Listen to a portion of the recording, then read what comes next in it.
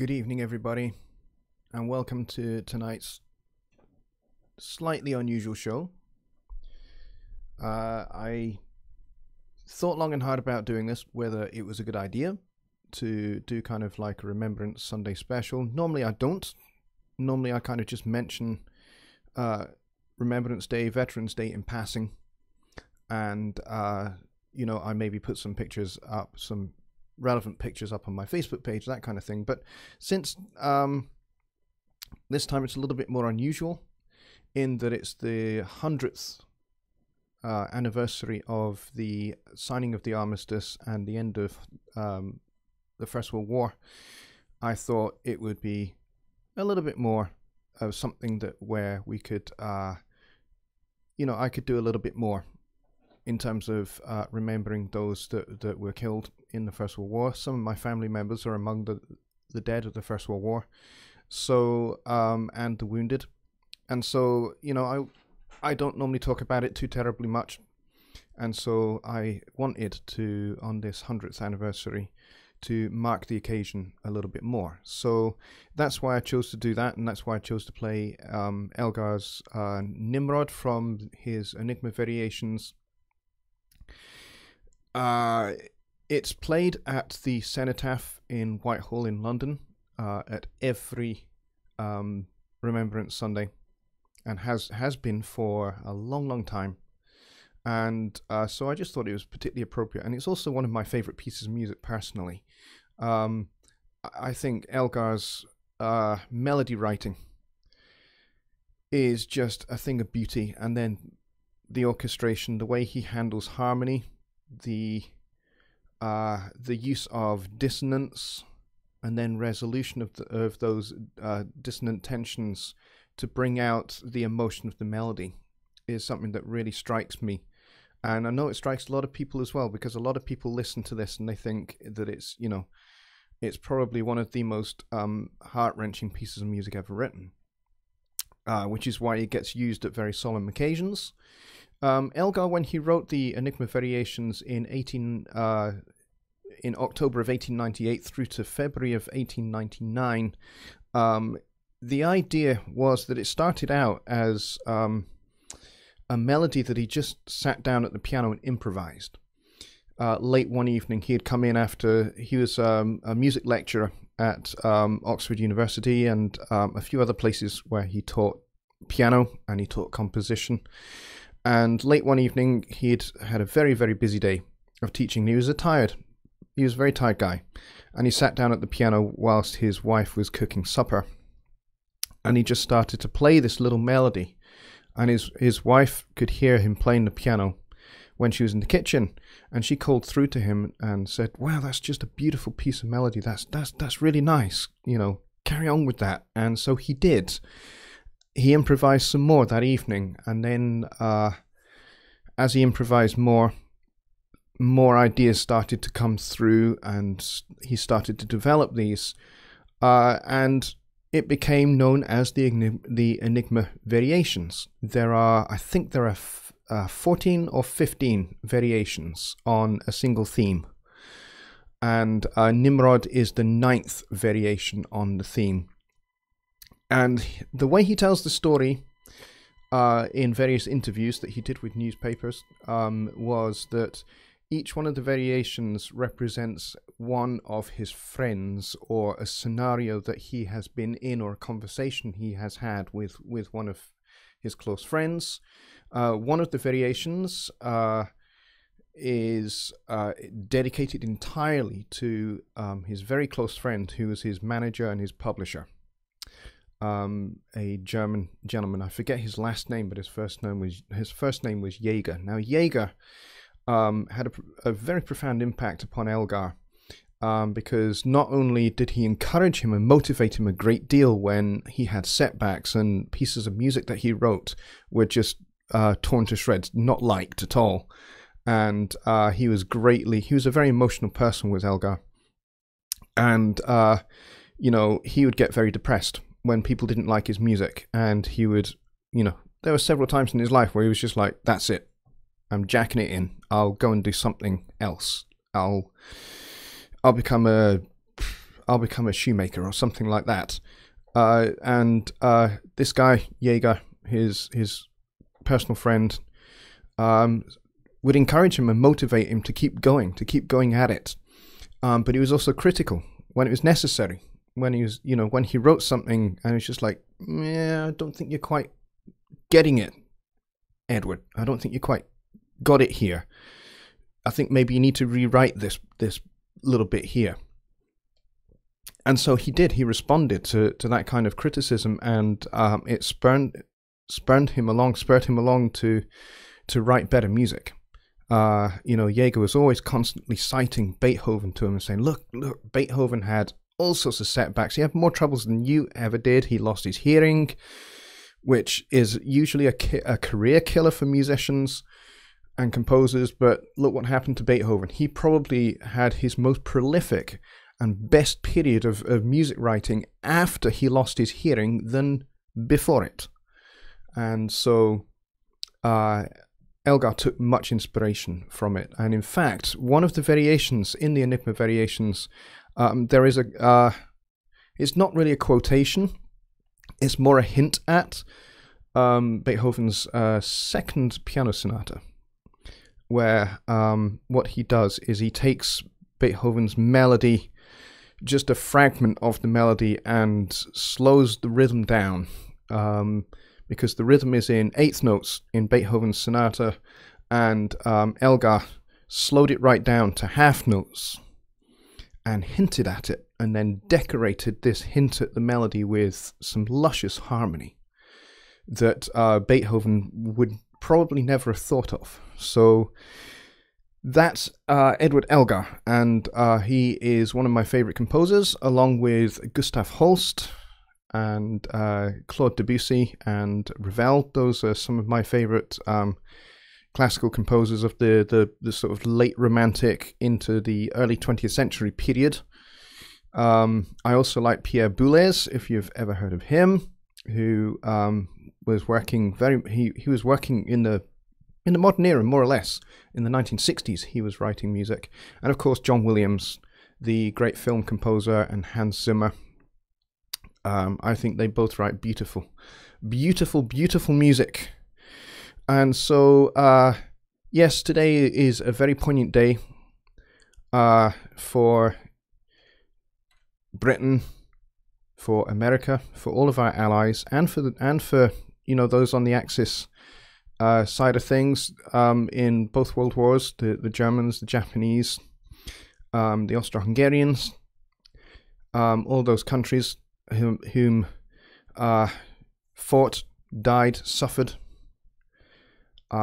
in both world wars. So that's kind of what is very much uppermost in my mind. My great Uncle Charlie was killed on the Somme, and a couple of other of my relatives were wounded, and then came back from convalescence and came back to be back with their men, because they hated to be away when they were wounded. The one thing they wanted to do was get back.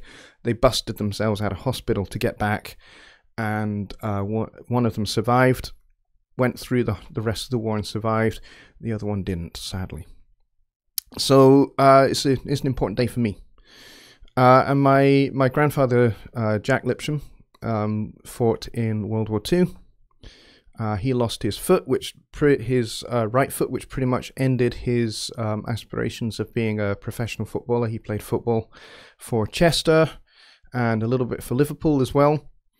And so, that kind of killed his career. And he came back from the war in 1943 and died maybe, I think, gosh, it's got to be about just shy of 20 years ago, I think.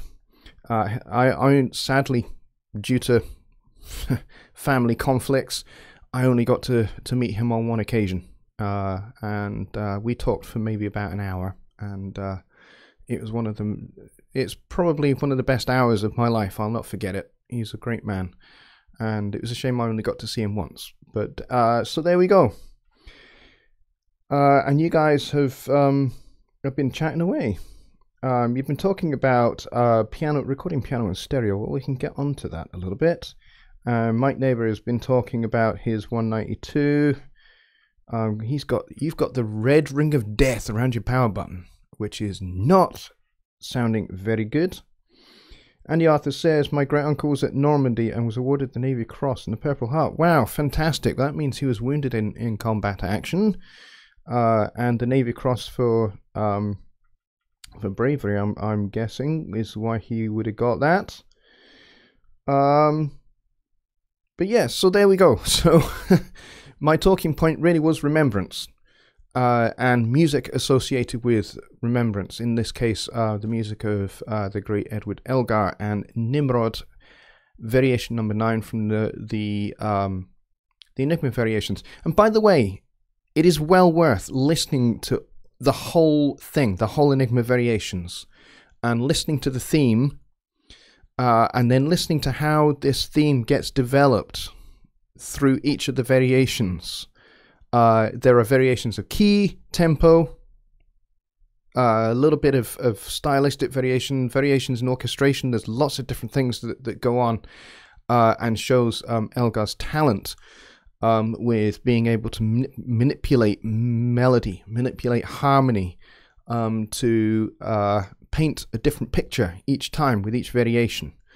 And in some of the variations, they are... he picks a particular trait or a characteristic of the person that this particular variation is built around. So maybe one person had a little bit of a stammer, so he brings that out with some rhythmic variations to the theme. So it's well worth checking out. But it is a very beautiful piece of melody that he wrote in for the theme, which, as I say, he develops through variations, through 14 or so variations. Well worth checking out. It's an incredibly beautiful music, whether it's fast tempo or slow tempo like Nimrod is. And he said when Elgar said when he sat down to write it, he was in good humor at the start of actually getting this thing down onto paper. He was in good humor, but he had a lot of different emotions going on as the 4-month writing period progressed. And I suspect that when he got to Nimrod, the 9th variation, he was in maybe a bit more of a contemplative, reflective mood. So that's kind of what I wanted to talk about Remembrance. I wanted to talk about music associated with it and kind of techniques in which Elgar uses to really not only keep the listener engaged, but to engage the listener's emotions, so that we're not just engaging our ears, we're engaging our heart and our mind and our imaginations being caught up in the music. And so things like dynamics, let's take the very ending of this particular variation, if I can get my Windows Media Player to skip to it, and listen to the last statement here of the melody of this particular variation. And what he does, he kind of interrupts this very bold, loud statement of melody, and then he changes the dynamic and he thins out the texture. It's masterful. If I can get this to play, check this out. Let me back it up a little bit. There we go from here.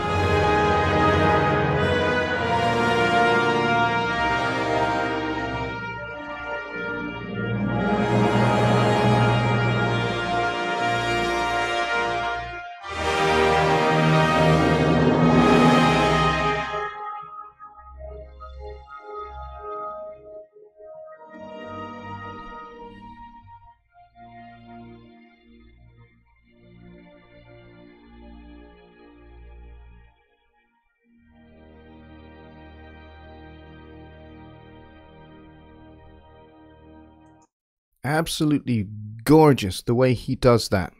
Lots of brass and timpani and boldness.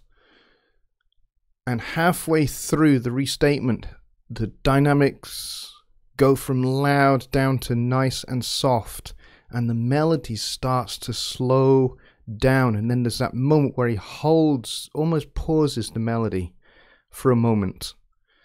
And then the texture thins out and you're just left with strings and some very, very soft, light woodwinds supporting the first and second violins. and it's just a thing of beauty. And then you get to the final cadence where that suspended fourth going resolving down to the third of the major chord to finish with is just a thing of beauty. So you end up with this nice, soft, warm chord to finish with. But it's fantastic. The whole movement, this whole variation has a wonderful dynamic range to it. If we go right back to the very beginning, it starts as soft as it finishes.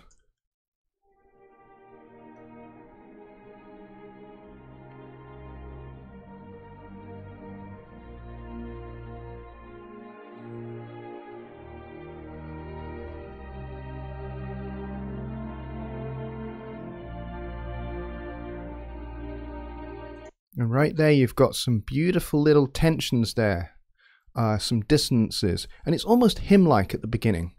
Just kind of like when we get to that ending section, it's also hymn-like.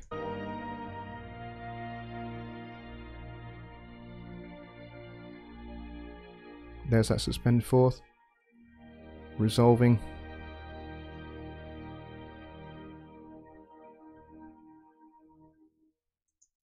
Very, very beautiful. So there you go, some techniques that you can use. Don't be afraid to exaggerate things like dynamics to keep the listener engaged and to engage their emotions. So you're not just talking about melody writing, you're not just talking about harmony or texture or timbre or anything like that. We're talking about the dynamic range of your music. Give it some interest, even if you're playing heavy metal. Even if heavy metal is your thing, where everything is just loud. That's great to have everything loud, but have a moment where you change that up. It will surprise your listener. And, you know, obviously in heavy metal, you're not going to do it for too long. Otherwise, you're going to lose everybody because everyone wants to bang their heads, right? Have a moment where it just changes up. And then you build it back up again into something huge and loud again. So have a think about that as you write your songs, as you write your pieces of music. And don't be afraid to go from quiet to loud and then back to quiet again and then back to loud or whatever you want to do. Have those kind of contrasts going on in your music. And of course you can thin things out. You don't just have to have the full band playing all the time. Maybe drop things out so that all you've got is like a single guitar and vocal. And then you bring everything back in. And that on its own will create not only a textural change, but it'll also naturally create a dynamic change, because dropping out instruments will thin out the texture and will actually make things go quieter as well. So you don't have to make everybody play quieter. You can just drop instruments out to create that dynamic change, which is what Elgar does here. He takes away the brass slowly and subtly. He takes away the timpani. And it's the timpani is probably the first thing that you notice that is taken out, and then the brass fall out. And then you're just left with the strings and a little bit of woodwinds, and then eventually the woodwinds drop out, and you're just literally just left with the strings at the end playing that major chord. So there you go. Those are some things that you can learn from classical music that you can apply to pop, to jazz, to funk, soul, heavy metal, you name it, you can do it. All right, let's get to your questions. Let's see what we got. Bill did Zappa stuff. I don't know. I do believe he was a fan of Zappa, but I don't know whether he actually did any arrangements of his work. Pierre Boulez did a lot of electronic music. He was one of the first sort of major pioneers in electronic music, and this is long before we started thinking about kick drums and sidechaining synths to gates and that kind of stuff. It's long before that. This is kind of more kind of like classical musicians beginning to bring electronic concepts and tape loops and that kind of stuff into an orchestral setting. So Pierre Boulez was on the cutting edge of that kind of music. You know, if you listen to things like if you go and Google the very first Doctor Who theme. If you don't know what Doctor Who is, you can look it up on YouTube and you'll find episodes of that show. It's a science fiction show. But it had a great theme tune, which was written collaboratively by the BBC Radiophonic Workshop, which I think they're still around, but they're essentially an electronic music workshop of composers and musicians that worked in that field. And they used all sorts of tape loops, reversed sounds, and that kind of stuff, and synthesizers to create this piece of music for Doctor Who. And it was a fantastic theme tune. It was one of the best TV theme tunes, I think, that was written in the time. And that would have been kind of like the early 1960s, 1961, 62, that show launched, and it's still going to this very day. If you've never heard of it. And yes, I believe it was a radio show for a while as well. But yes. So that was kind of where Pierre Boulez kind of lived. As much as he lived in the classical orchestral world, he also lived very much in the electronic and improvisational and experimental world. And he tried to bring these two together. And pretty successfully, it has to be said. But he was also a great conductor. Just Bob says, are there more subtle or sharp contrast variations? If you're referring to the Enigma variations, yes, there are. There are 14 or 15 of them, and they are in a variety of different tempos. So they're well worth checking out. Go check out the whole thing. If you purchase the whole thing, you can purchase I think the best performance is probably by the London Symphony Orchestra, conducted by Michael Sargent. I would maybe go and get that if you can, if it's still available. Don't know whether it's still available. It might be out of print because it was recorded quite a long time ago. But the Enigma variations have been recorded 60 times. The first being in 1926, I believe. And I believe that recording was overseen by Elgar himself. So there we go. Dooley says, real men have all but been bred out or have been encouraged to change their gender. Yeah, I don't know. I don't know how true that is. I don't know how much of that I agree with. But it is an interesting point of view. Andy says, I spent 6 years in classical band in school and really love this music. Well, that's very, very cool. Old School Funk and Soul is here. Hello, mate. Good to see you. And he says, is it true you have to buy the AU VST add-on in Studio One Artist to be able to use third-party plugins? Yes, that is true. That is correct. You need to go and purchase that if you wish to use third-party plugins. C7 is here. I believe you're new to my show. Welcome. Very glad to have you here. He says, dynamics in jazz seems to be affected by the fact that quiet passages wouldn't be heard over the dancing and loud crowd. Has this affected the music negatively? It seems that jazz and classical differ. Actually, it kind of depends. I think maybe in the early days, yes. Maybe in the 1920s and 1930s that would be true. But since kind of like recording technology has developed, since maybe the 1930s and 40s, particularly with the advent of using electrical devices for capturing sound, such as microphones, and better cutting techniques so that you weren't having to record straight to the cutting stylus, which is what they did in the 1920s, which is why a lot of early jazz records from that period did not have an upright bass, because every time you played the upright bass, the vibrations would travel down the floor and make the cutting stylus jump, which is no good for recording, because every time it jumps, it doesn't capture what it doesn't hear. So, so not great. So a lot of upright bass players either were out of work, or they learned to play tuba, or they played banjo. So that's kind of how that went.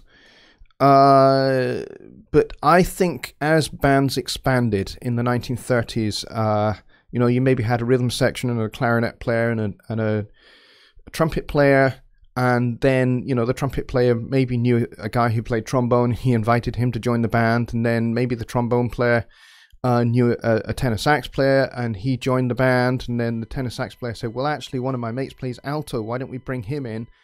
And then he says, well, yes, but my sister plays clarinet. So before you know it, you're starting to get a big band emerging. And of course, the more people you have playing, the greater the dynamic range. So you can go from loud to soft. And of course, if you listen to the music of Duke Ellington, you're going to hear a very large dynamic range, because his band would be deafeningly loud, but could also be very capable of playing very, very softly when it's required. There are a couple of pieces of music of his where one of his actually is designed to simulate the effect of two marching bands marching towards each other, meeting in the middle, and then passing away from each other. So they walk past each other. I've forgotten the title of that piece, but it's not done through clever mixing techniques or anything like that, because there were no clever mixing techniques at that time. It's all done through... Hang on, let me just move the mic. It's all done through orchestration. That was how it was done. It was all done by the texture, by the number of people playing at any given time. So it worked out incredibly well. It was a huge hit for Duke Ellington as well. But what a great idea. And the effect is actually really, really good if you listen to it. So, yes. Let's see. Just Bob says to Raina, who is here, good to see you, Raina. Good to see you, Just Bob. He says, the movie Bohemian Rhapsody touches on it pretty nicely. More about how it sounds versus going into the recording techniques. Yes. Diego says, can you help me figure out the time signature of a song? It's called Samba by Mar de Copas. Well, if it's actually an actual samba, it's going to be in what we call common time, which is basically half common time, which basically means common time is 4/4, because that's the most common time signature there is. Everything is in 4/4, right?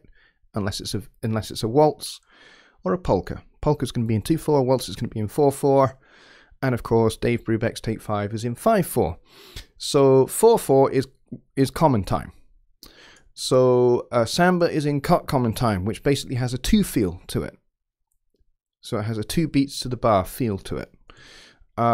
So likely that is what you will feel when you hear a samba. You'll hear that 1, 2, 1, 2. Now, most of the time, we count that 4 because we're used to being in 4/4, right? But it's not. It's not. Sambas are not strictly written in 4. They're strictly written in 2, but not 2/4.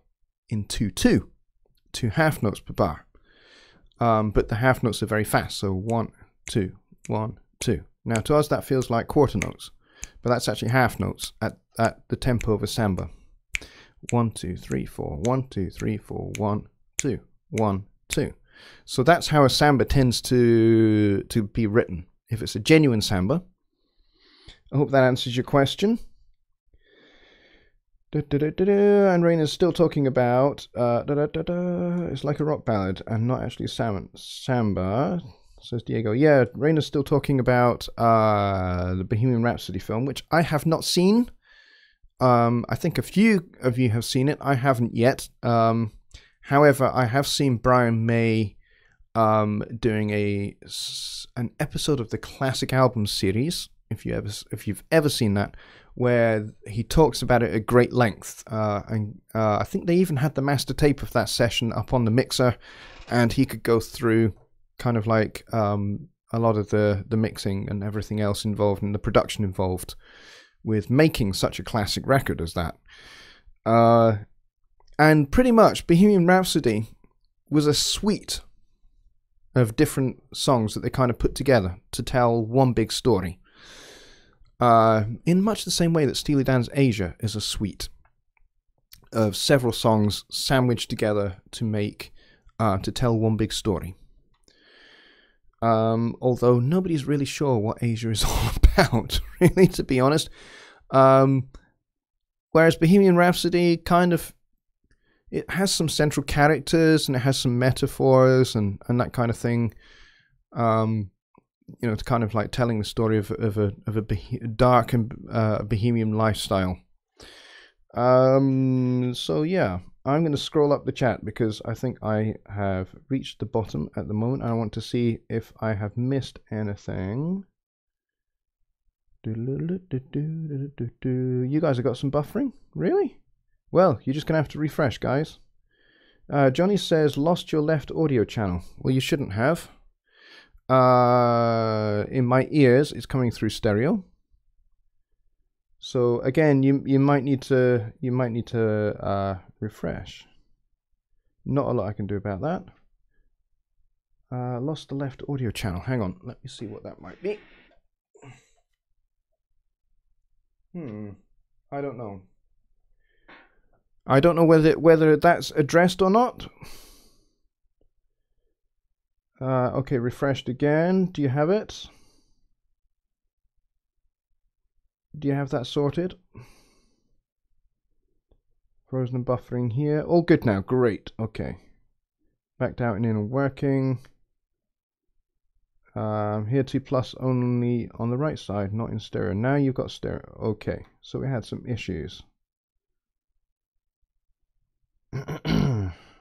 Mike says YouTube is off its meds again. I love that. Finger mix here. I thought I missed this. It's going to be a late one. I'm gonna run for maybe another 20 minutes or so.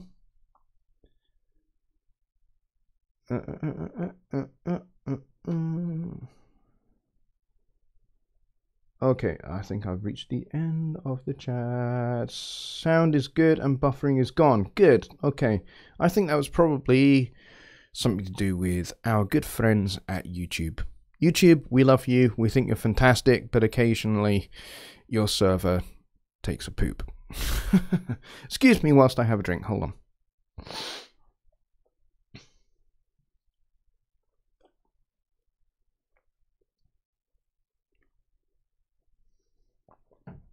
There we go. Nothing quite like lukewarm tea to keep me going.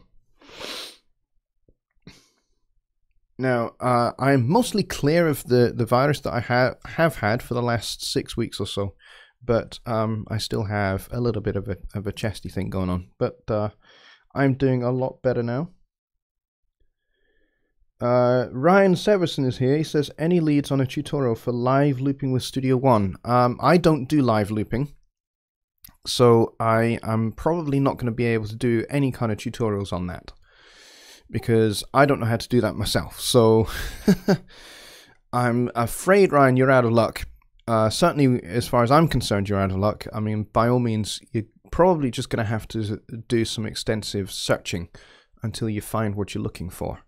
Because it's just not something I do because that's not really the music that I'm involved in. It's not the music scene that I work in either. So I tend to work with folk, classical, acoustic music, jazz, a little bit of funk, a little bit of soul, and that's pretty much it. Although I did this year do a dance record with a client down in Birmingham in England, which was great fun to do because it was totally out of my comfort zone, and I had to do a lot of listening. I listened to a lot of William Orbit and guys like that. I listened to a lot of that kind of music, and Armin van Buuren and Deadmau5. Listened to a lot of that stuff because I needed to. Because I needed to learn how they do those kind of things. I could have taken Armin van Buuren's masterclass, but I didn't. But I learned enough from the excerpts of that masterclass that have been floating around on YouTube. I don't know if you've seen the YouTube ads for those, but I learned enough. Kind of like there's one little thing that he did with piano, where he had this piano track, and then he took a duplicate of the piano track and rolled off everything below, I think, 5K. And then kind of like he accentuated, he did a big boost after 5K. So all you got was the top end. And then he blended that in with the original piano signal. So he did like a bit of parallel EQ processing. And the combination made that piano really kind of stick out and stand out in the mix. When a lot of that music is kick drum heavy. So I learned a lot of those kind of techniques and a few others. I learned a lot about sidechaining, which is not something I do a whole lot, but I learned how to sidechain pretty much anything because I had to, and how to automate EQ sweeps and that kind of stuff. It's great fun to do. But like I say, it's not really my style, Ryan, I'm afraid. I don't tend to do that. Bobby Beers with the $5 donation. Bobby, thank you very much, mate. You are a legend.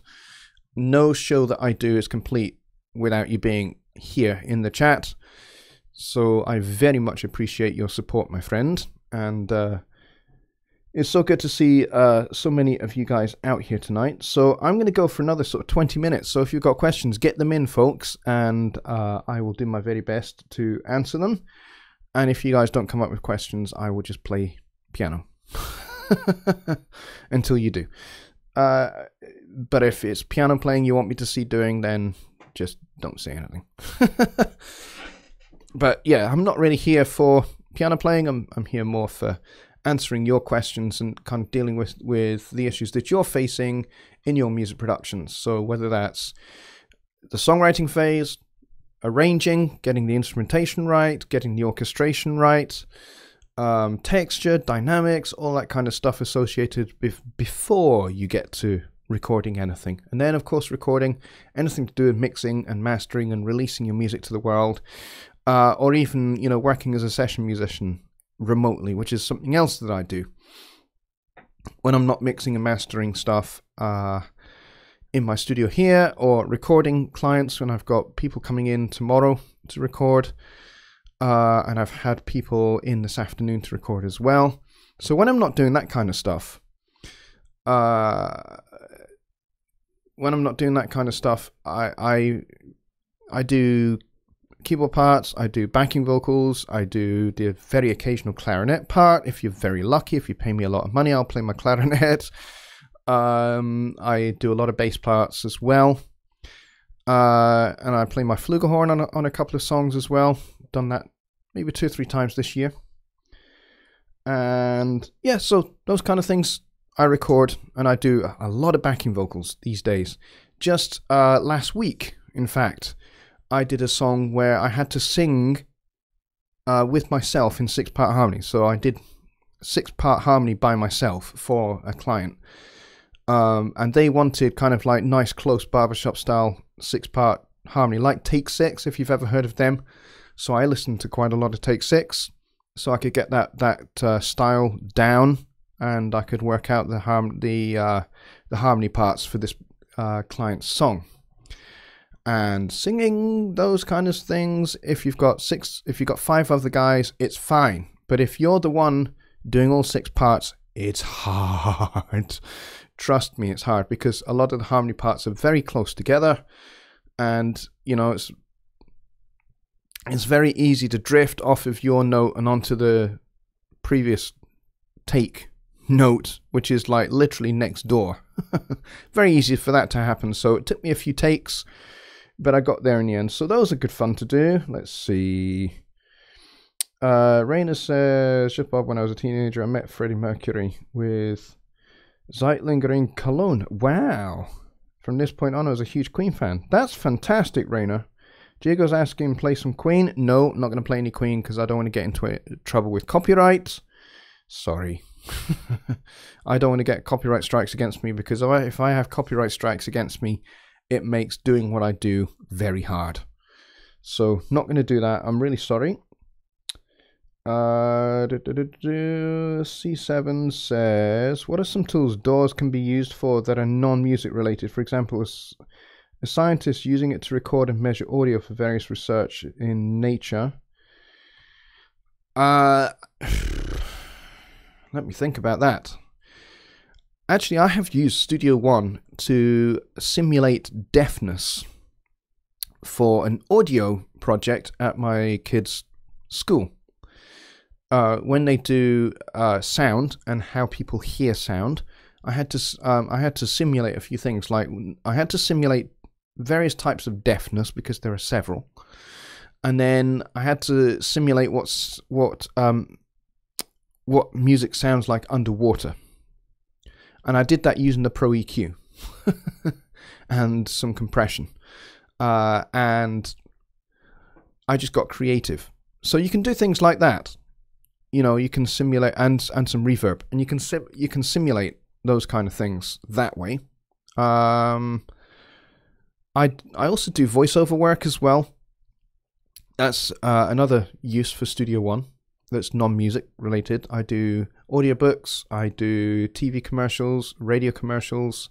I've done some voiceovers for, because apparently I have a very nice Scottish accent and a very nice speaking voice. So occasionally I get asked to do those kind of things. Plus I can also do sound effects. So I do quite a few sound effects, voiceovers. They're great fun to do. And yeah, so I do a fair few things. And, you know, if I need to record glass smashing, that's fine. I'll park my mic in here in the middle of the room, and I'll put a blanket down and I'll smash some glass. And I'll record that and I'll send that off to whomever needs it. So I do stuff like that as well. You know, whatever's going to pay the bills, frankly. But you know what, 7C, I really do like your YouTube name, C7. That is very cool. Do you mean C7 as in C7, the chord, or something else? But if you do, that's a very nice little pun on the chord of C7.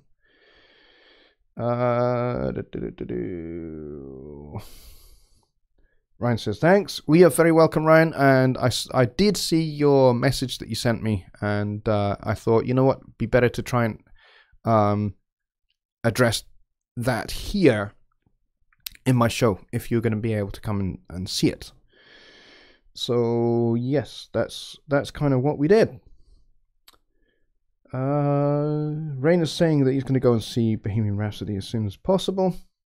Yeah, I've heard lots of good things about it. One of my friends is a film critic, and he's given it some really good reviews. So it's very well worth going and seeing. I hear the script is very good. That's kind of like the big thing for me when you're writing a film that is about real people, like a biopic. The thing that I want to check out first is how good the script is. And you know, because you can get it wrong. Like Clint Eastwood, God bless him, one of the great film directors, and a terrific actor. He's also a jazz fanatic. And in 1988, he released a film called Bird, which is it's a biopic of Charlie Parker's life.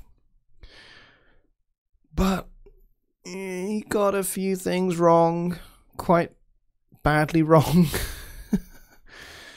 You know, at the time, 1988, he could have had Dizzy Gillespie as the consultant, the technical consultant for the film, but he didn't. Dizzy would have been best placed to really have a handle on what Charlie Parker's character was like. Now, I know that he talked to Red Rodney, who is Charlie Parker's last trumpet player. And, you know, kind of they give the impression that Charlie Parker and Red Rodney were close in the film. And I think that's probably because Clint Eastwood spent a lot of time talking to Red Rodney, and not so much time talking to Dizzy Gillespie.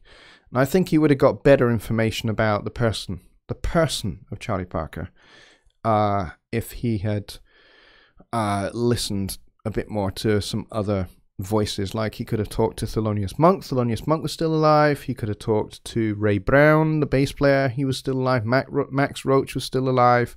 There are plenty of people he could have talked to. But he kind of limited himself to maybe one or two sources, which is a bit of a shame, because I think that harmed the production of the film, because the script was weak.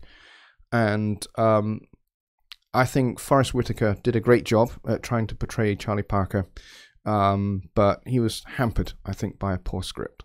So, in saying that, I think from what I hear, I've not seen the film myself yet, but from what I hear, they've got the script spot on for the Freddie Mercury film. So I will be going to see it.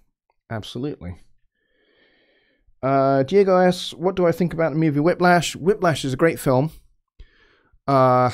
It deals with a lot of concepts, actually, and a lot of issues in the music business that don't really get dealt with very much, like bullying and that kind of stuff.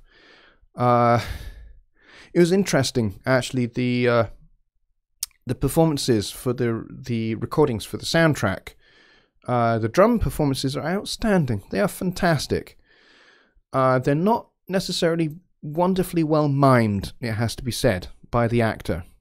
I think the actor spent a lot of time on learning to hold the sticks and learning the stick technique and that kind of thing. He had some drum lessons, from what I can gather, but he didn't mime the solos very well. And there are points actually where, when they do close-up shots of the hands, the drummer's hands, when playing, well, that's the drummer that appears on the soundtrack's hands, not the actors. So, so the miming at those parts is really, really good. But, kind of the miming in the further back shots, yeah, not so good. But it's really good. Another good film I recommend from a music point of view is to go and see Birdman. Now, Birdman, the score for that it features no orchestra. There's no band.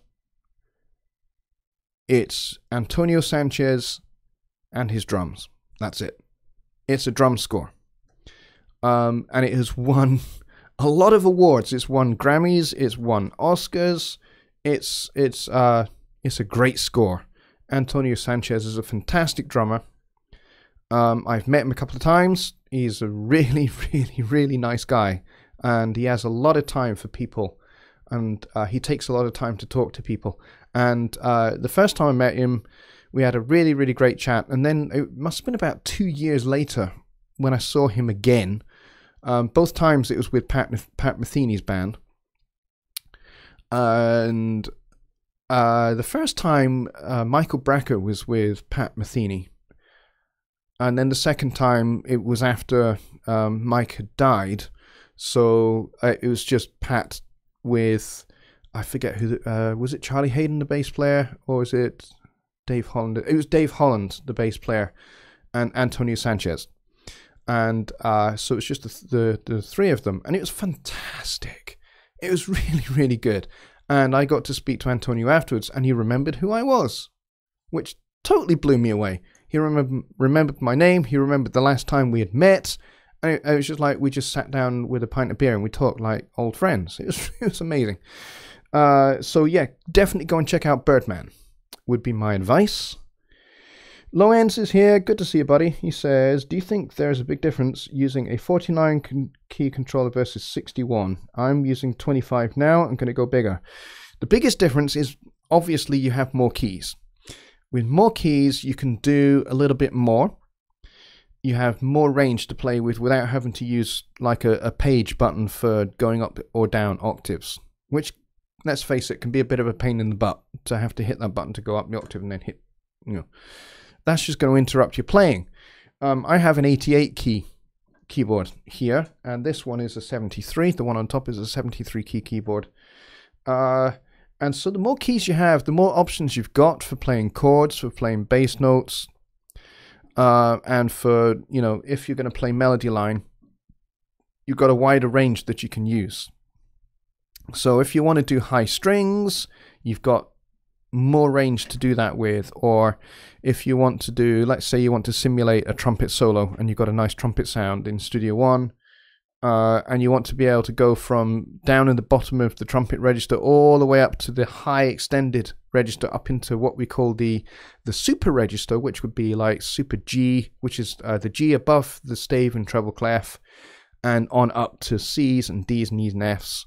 above that. So the more keys you have, the more options you've got. It depends upon how much you're going to be doing in terms of playing and what you're going to be doing. If you're going to be, playing more pianistically, kind of like more, you're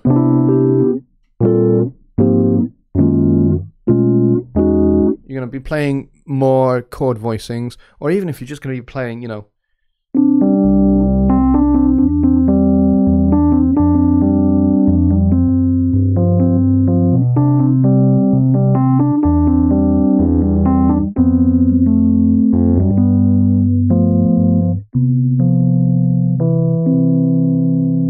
if you're going to be playing something simple like that, which I just made up, by the way. Even if you're going to be playing that kind of thing, the more you've got, the more you can do. Okay? So I hope that really answers that question. And we're coming up on 1 o'clock. I will take maybe a couple more questions, and then I'm going to wrap it up because I have a busy day tomorrow. I'm at my kids' school in the morning for an hour, and then I'm back here and I have to set up for recording. I have 2 people coming in the morning, and then I've got 3 people coming in the evening to record. So it's going to be a busy day of recording. So I will probably be needing my sleep, but I like talking to you guys.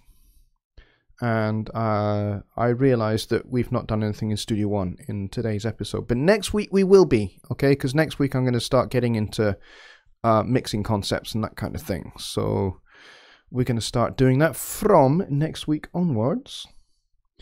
Dwight L is here. He says, have you taken recorded tracks from a keyboard sequencer and synced them to Studio One so you can record each part on its own track in Studio One? I haven't done that, but you can do it. For example, this guy up here, this keyboard on the top, is a workstation keyboard. It does have an onboard sequencer. So I could, in theory, do a drum track on this, do a bass track on this, and all sorts of others, and then record them onto their own MIDI tracks. I could do that because I've got MIDI in and MIDI out through my audio box USB. I could do that. I just don't do it that way. But I could. When I've got the Contact 5 sample library, and I've got Impact, and I've got Presence XT, and I've got Mai Tai, and I've got Mojito. What do I need this for? This is 25 years old. The sounds on here sound like they're 25 years old. So no, I don't tend to do that. But you can do it that way if you want to. Can be done. Rainer says goodnight because it is 2 a.m. for him in Germany. So goodnight to you, my friend.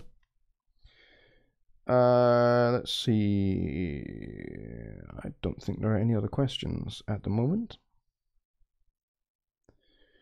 I will listen back to this and I'll try and figure out at what point we lose my channel, my left or right channel, and whether that's something that actually happened at my end or whether that was a YouTube thing.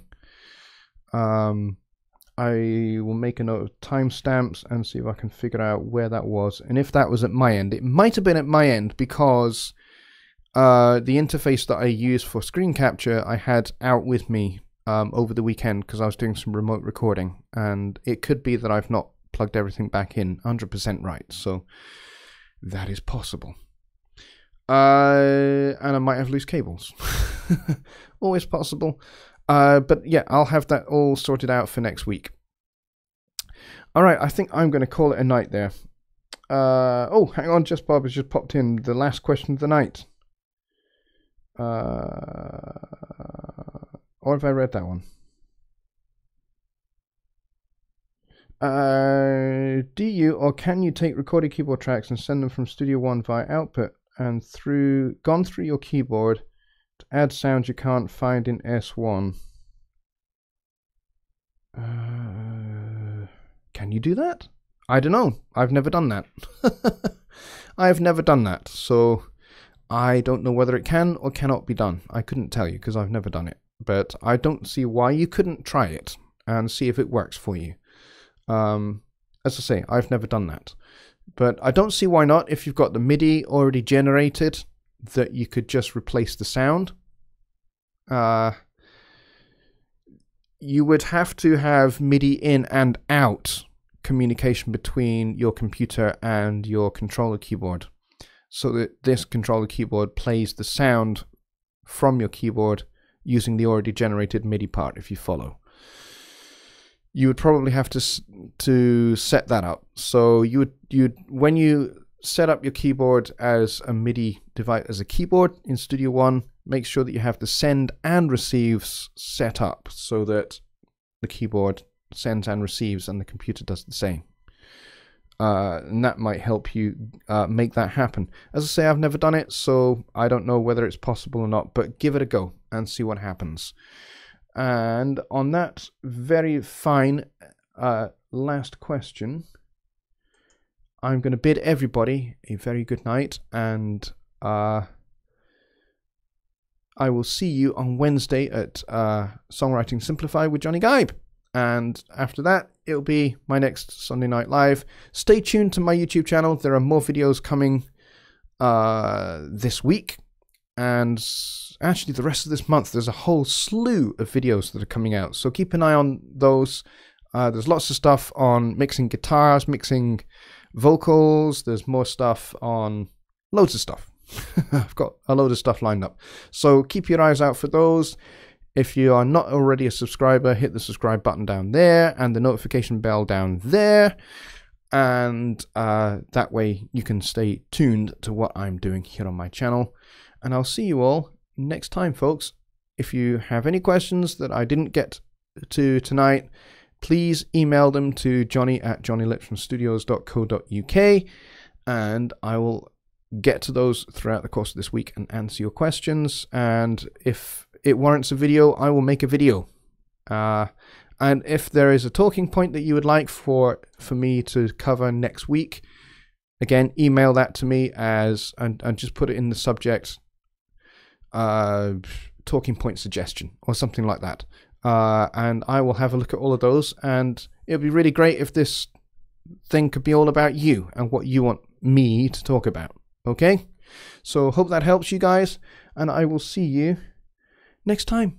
Bye for now.